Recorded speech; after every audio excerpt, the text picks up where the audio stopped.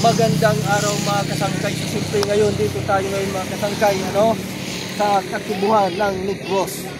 So mga kasangkay, ating pagkukuntuan ngayon kung saan ba natin kinukuha yung asukal sa araw-araw ang ginagamit natin sa umaga ng pagkakape. Ito ay dito galing sa katubuhan mga kasangkay.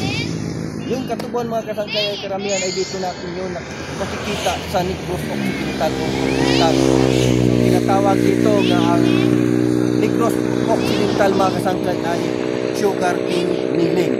Diba? Ayun mga kasangkay, no? Sugar cane milling. Tama yung narinig nyo mga kasangkay.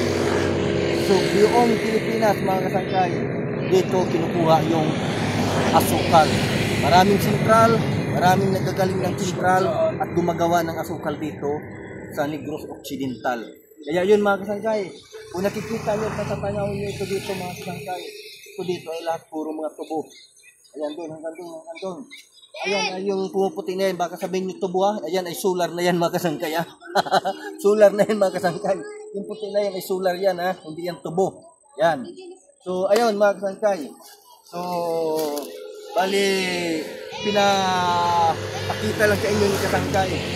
Kasi yung iba nagtatanong, saan ba galing yung asukal? May nagsasabi galing daw sa nyog, may nagsasabi galing daw sa saging, at may nagsasabi galing sa lupa. Pero yung karamihan mga kasangkay, kung may nakukuha man doon sa mga bagay na yan, sa mga nabanggit ko na yan mga kasangkay, ang karamihan ay galing talaga yan dito sa tubo. So yung tubo mga kasangkay, marami na dito may tubo ngayon, pero Negros pa rin yung sugar king ng Pilipinas. Ayan. So marami dito mga nagpupuntahan, mga vlogger, mga kapwa vlogger ng kasangkay, mga galing sa iba't ibang sulok ng Pilipinas ng mga vlogger ay nagpupuntahan dito para lang makita kung totoo nga ba na dito talaga ang sugar king milling ng Pilipinas. Negros Occidental. Kasi mga kasangkay, ang hindi nakakaalam, ang Occidental ay napakalapad ng kapatagan. Kaya yun, hindi mahirap dito magtanim ng mga kung ano-ano na pwede itanim. Kaya napakaganda dito magtanim. At saka siyempre yung lupa nila ay maganda talaga pagtaniman. Mataba. At saka mataba talaga yung pananim kapag nagtanim ka dito, na kahit anong mga pananim ay tutubo talaga ng maganda.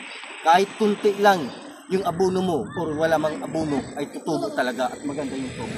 So tingnan natin mga kasangkay, yung sa paligid natin, yung mga tubo. Ayan. Ayan dyan ay puro yan mga tubo at saka siyempre hanggang doon sa palibot ay mga tubo, saan ka man dito umikot ay puro tubo. Mapabundo ka man o mapapatag, tubo yung makikita mo dito. So dahil kay kasangkay, alam niyo na kung ano ito dito, ang malaking produkto at production ng Negros Occidental. Maraming salamat mga kasangkay. Good!